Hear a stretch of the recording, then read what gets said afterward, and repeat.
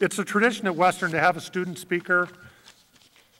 This year we had several students apply for that privilege. Those who applied were vetted by a board of students who looked at it and sent to me a recommendation, and I'm pleased to present today's student speaker, Charlotte Buchanan. Charlotte is from Homer, Alaska, graduating with a degree in business administration. During Charlotte's years on campus, she served as a member of the residence life staff. She participated in mentoring and counseling students. And just an aside, when I met Charlotte last week, Charlotte is a non-trad student. That is, she didn't come here as an 18-year-old freshman. She came a little later in her life. But Charlotte shared with me that one of the most satisfying parts of her experience here at Western was working so closely with so many of the undergraduates. And undergraduates, she wants me to thank you for all you've done to help her as well as the support she's given you. Following graduation, Charlotte is moving to South Korea where she will teach English. We were kind of laughing about that today, that Charlotte is a business major who's going to teach English. Good work, business faculty. Ladies and gentlemen, please welcome to the podium student speaker Charlotte Buchanan.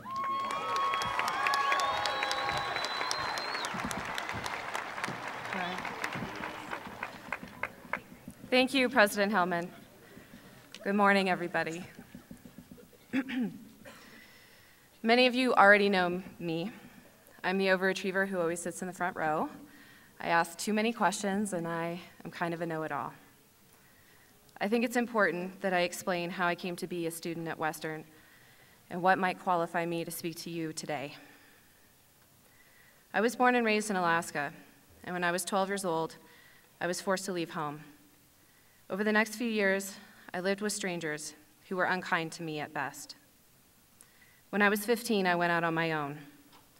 I was determined not to just survive, but to thrive and to repair the future that was stolen from me. Over the next 15 years, I worked. I seized every opportunity I could, and by the time I was 30, I had carved out a successful career for myself. But for all my achievements, I had failed at gaining my greatest dream. I had always wanted to be a college student. In 2009, at the peak of my career, I lost my job in the recession. I knew I could not compete with the talent that was being flushed into the job market, and I realized that my opportunity to go to school had finally arrived. I want you to make no mistake, this is not a sad story. I believe that my past was meant to shape me. It made me strong, and it made me determined. The lessons that I have learned have been invaluable to my success. And even though some days I wish I could have gone to college when I was younger, I look out at you, my class, and I know for certain that I was always meant to be here, to share what I know, to live and grow with you. Over the years, many of you have come to me for advice. And all of you have gotten a piece of my mind, whether you ask for it or not. So naturally, I do not want to waste an opportunity to impart some final morsels of wisdom before you dive into this next phase of your life. I could tell you all that I know to survive the business world and how to make piles of money, but none of that is worth anything. I know because I did it and it didn't make me happy. Instead, I will tell you some simple truths that I have learned along the way. The first, there is no perfect alignment of sequential events that could guarantee that you'll get it right. Happiness has no formula, and happiness is the only thing in life worth pursuing.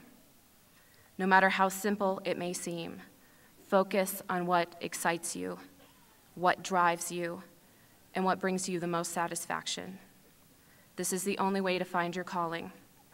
We all have one, and it's your obligation to discover it and bring it to the world. Up until now, you've been a reflection of what your parents and your professors want you to be. In this next chapter, you will encounter the opinions of colleagues and society. It can be overwhelming, and you may forget the things that you thought you knew in the struggle to satisfy the people in your life. But there's a secret. Let go of who you thought you were going to be, and embrace who you really are. If something does not bring you joy, it's not worth your energy. The only regrets I have in life or when I loved someone who did not earn it, or I worked my tail off for someone who did not appreciate it. If the people in your life always treat you badly, it's because you allow them to. Insist on sincere relationships. You have the right to expect more from those around you. If what you're doing is not working, it's because you're headed in the wrong direction. Life is a flow, and if you swim against the current, you will drown. All that you know to be true is already written on your heart. Silence the voices of others and listen to the wisdom buried in your unconscious. This is a truthful voice. It is the one that will not lead you astray, and ultimately, it is the only one that matters. Always say what you really think. The people around you deserve the benefit of the truth. It can be difficult, but the universe rewards bravery. You wouldn't know it to look at me today, but I was terrified of you people when I first got here. I thought I would feel out of place, and I thought I would be too old to you to matter. But you've embraced me, and you've let me mentor you. You've let me mother you. And you've let me make fun of your haircuts. And I'm serious about that. You cannot go out with those haircuts. But yours is a generation that stands on the shoulders of the ones before it. And you have accepted each other's orientations, ethnicities, and you have done away with gender roles.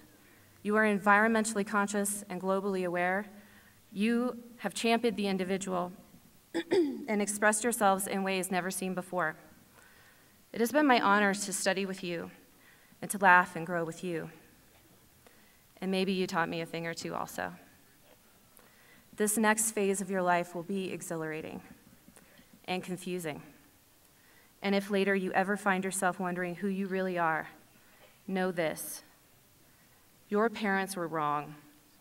Your professors, they were wrong. Society is wrong. But you are right. You knew who you were all along.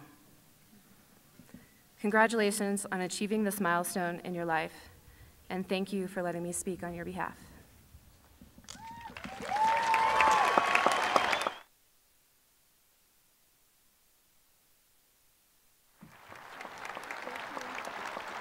Thank you, Charlotte. Let me just say that about Charlotte, this is my 11th year on this platform as president of Western. I have never seen the kind of attention that was given to a student speaker that you gave to Charlotte this morning. I think that's a great testimony to Charlotte. Let's thank her again.